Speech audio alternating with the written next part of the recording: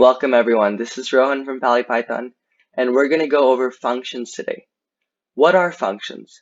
Functions are user-defined methods which execute a set task, and they help you avoid repetitive code, and they take inputs and give outputs. So let's look at a repetitive example. So I have my rules here, so I print the rules, and then I ask the user if they want to see them again, and then if they do, I'll print them again. So as you can see, I'm repeating this when I really don't need to. So let's look into how functions can stop that. So yes, that's what we have right now. We're going to attempt to do the same thing, but just with fewer lines of code with functions. Okay, let me comment this out. So this is our rules function, and now let's look at the syntax of a function. So to define a function, you can put the def keyword, and then the name of the function, so that's rules in this case, and then we're going to put open parentheses and close parentheses. When we work with parameters, we'll put stuff inside, but for now, these parentheses are empty. And then we put a colon, which signifies that we have a block of code ahead. So if you think about it, all of this code belongs inside of this function, and this code will be executed when you call the function. So what does calling the function mean? Okay, so I put this code inside. When I call it, meaning when I put the name of the function and the parentheses, and once again, if we had parameters, we put them inside these parentheses. Then it'll basically just execute whatever code is inside of the function. Okay, so this example is the exact same rules again, and the if again rule. So this is a lot more concise and more readable. Okay, so that is our first example. Let's work with parameters by creating an add function. So I have def add here, and then you may notice there's two parameters, a and b, and parameters are basically inputs. So we're giving our function the input of a and the input of b. And we're going to output it with return. So return means this is what I want to output back. I want to output a plus b. Okay, so result is equal to add 1 and 2. When you do 1 and 2, a is 1, b is 2. It returns a 1 plus 2, which is 3.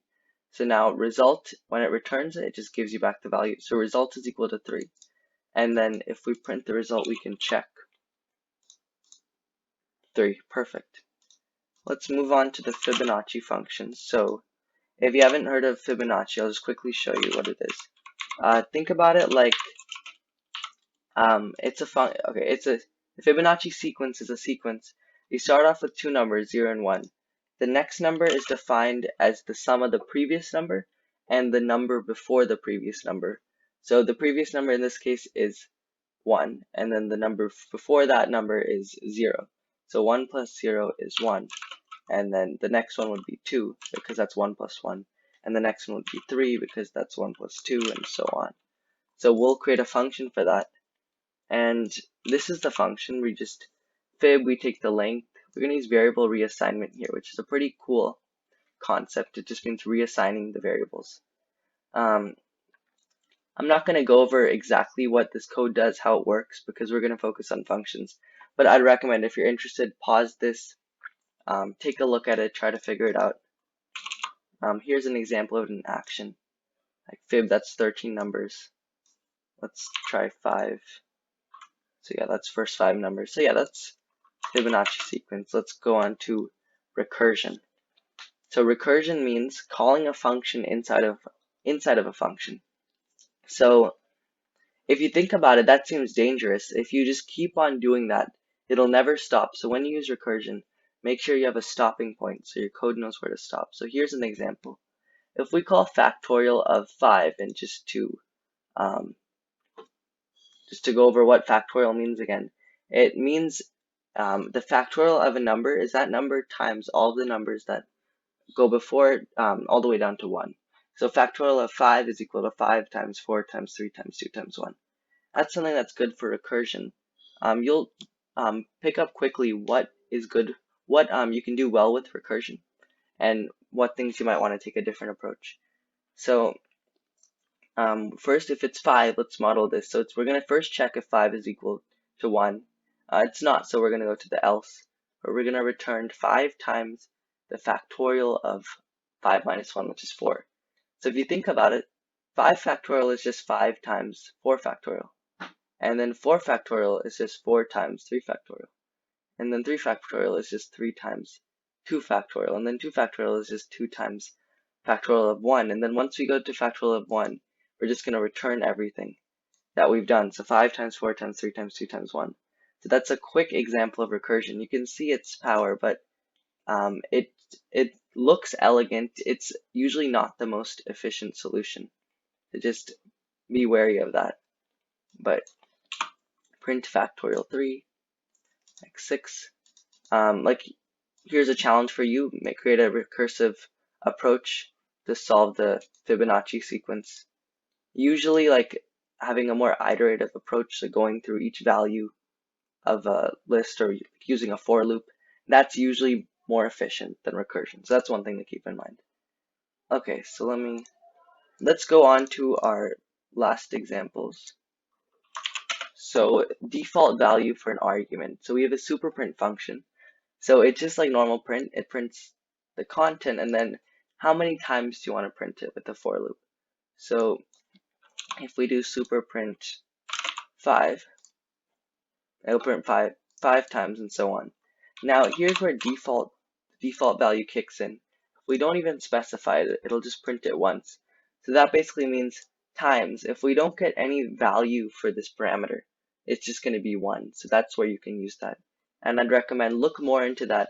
There are certain cases where you can use default values, or when you can and when you can't. So I want you to think of this example. This will not work, and let's see what the error is.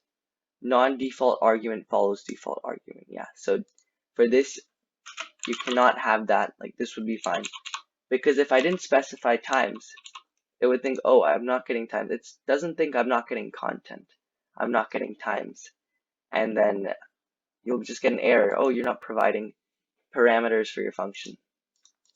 So that's just something to keep in mind. Okay, let's move on to our last examples.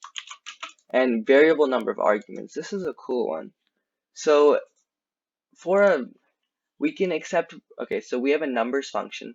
We're accepting one number, the second number, and then we have a parameter called rest with an asterisk at the front. So that means you can put in as many parameters as you want, and we're just going to put them inside of a tuple. And so the value of rest is a tuple with all of those arguments. And just to recap, a tuple is a list which is immutable, so can't be changed. So, and let's take a look at what this does. So this uses f-string formatting, which is a very concise way to format strings. Our first number is 2, our second number is 4, and then we're just going to do the sum of the rest with the sum function. So that's an example of using that. And finally, let's look at lambda functions. They're anonymous small functions. So when we say anonymous, we mean it doesn't have a name. So as you notice, this function's name is numbers. But if you look at this example, you don't see a name anywhere. So here's an example. Let's focus on this part first. So I'm going to do lambda x and then colon. And then, so this is basically the argument x. And then this is what's returned. This is the output. So input, output.